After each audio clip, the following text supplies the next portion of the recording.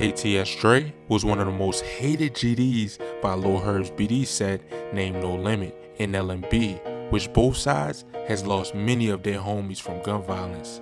KTS Dre has a unique story, but has recently become a victim of the violence in Chicago, with being shot over 60 times. This is Top Trend TV, and this is the criminal history and untold story of KTS Dre.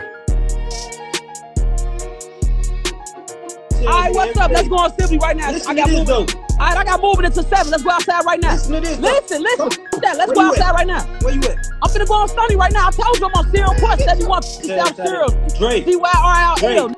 I'm gonna go on my block right now. You gonna pull up over there? No, let's video.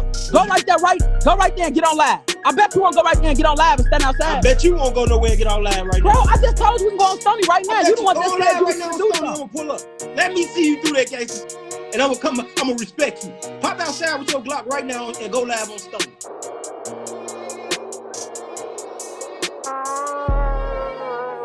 Hey, this shit wavy.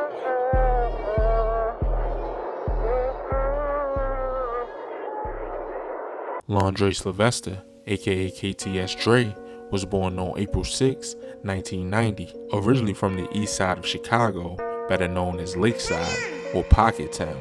Some even call it Little Pezz City. KTS Dre though is originally from 79th and Marquette, and this side of East Chicago is known for its violence, and East Side Chicago is known for a lot of drugs too.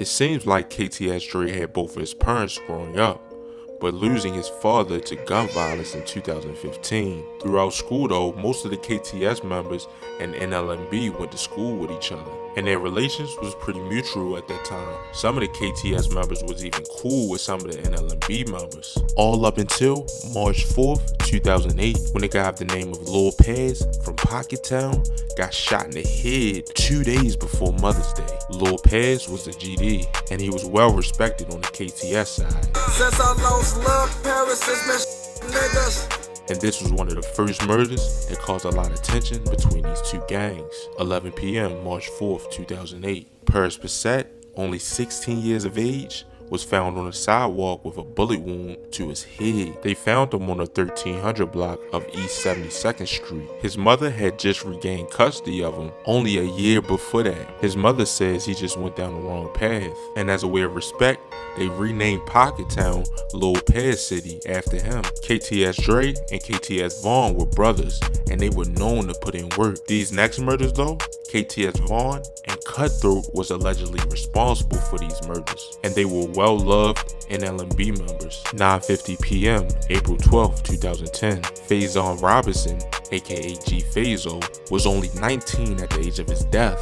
At about 9:35 p.m., officers responded to a call of a person shot on the 2900 block of East 79th Street, and when they arrived, officers found Robinson with gunshot wounds to his back. He was then taken to South Shore Hospital, where he was pronounced dead later that day. G Fazo was a well-loved NLMB member and was a part of the BDs. G Herbo, or Lil Herb, always shouts him out on his songs. And today we're not gonna go over every murder that KTS Dre and KTS Vaughn was involved in.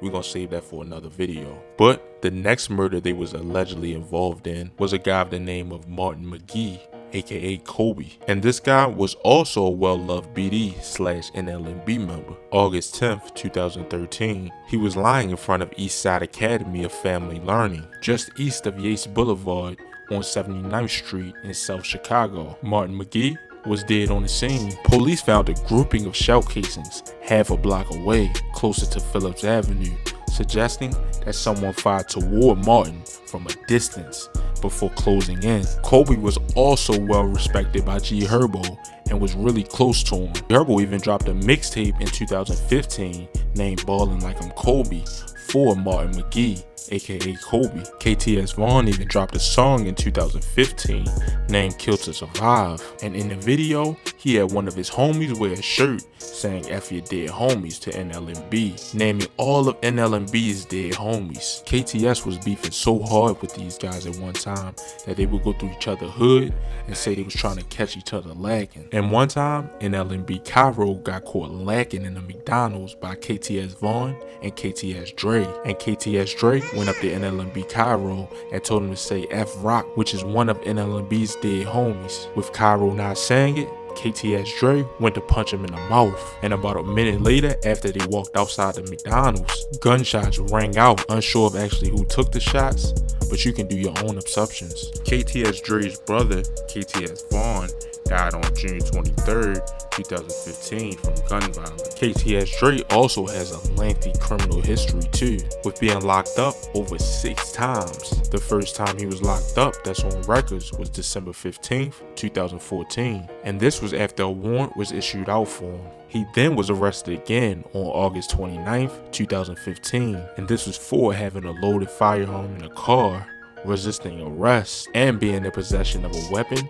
while being on parole, and being a felon. He did about 3 years in Cook County Jail for this charge. And while KTS Dre served his 3 years, he says NLMB was clicked up in there and he got in multiple fights. After he did his time for that, he was arrested again on February 1st, 2018. And this was for causing a child to be endangered, and he had a warrant out for his arrest. Getting out, he then went back May 14th, 2018, and this was for domestic battery. He then did some time for this, and going back January 20th, 2019 for possession of a controlled and dangerous substance and theft above $500, and he had a warrant out for his arrest. After doing some time for this arrest, he then got arrested again on April 27th, 2020. He was in possession of a firearm, and he was resisting arrest. Plus, he had a warrant and driving with no license. But on July 10th, 2021, as KTS Dre was leaving for this charge from Cook County Jail, he was shot 64 times and had bullet wounds to his face, head, and chest. Authorities said, reports said he was walking toward a waiting vehicle at about 8:50 p.m. in the 2700 block of South Carolina Avenue when 2 cars pulled up, from which several gunmen emerged and opened fire at close range. The suspects then sped away, leaving KTS Dre shot over 60 times. He was then rushed to Sinai Hospital where he was pronounced dead. A 60-year-old woman who was there to pick KTS Dre up was shot too. She was then taken to Stroger Hospital and she was listed in good condition after she was shot in the knees. And a 35-year-old woman had been standing nearby and suffered a graze wound in her mouth from the bullet. Authorities indicated that KTS Dre had connections in a notorious Chicago gang that may have ultimately led to his death. And this happened a day after his fiance posted his $5,000 bail. KTS Dre was 31 at the age of his death and left behind about 2 kids. He also was trying to get into music too and dropped a song on December 19th, 2019. And this song was called NLMB Part 2 featuring Cutthroat Rayo, and this was a diss song against NLMB. He also used to go back and forth with a guy on Instagram Live of the name of Cutthroat Royal. He would tell this guy he was never cutthroat and never knew who he was, and this guy would swear up and down he was cutthroat. He even has the same tattoo as KTS Dre on his neck, which is a target symbol. But that'll be about it for KTS Dre. Make sure you like or dislike, comment, and subscribe, and let me know down there in the comments who y'all want to see next. And as always, stay blessed and stay well. Yeah, I'm out.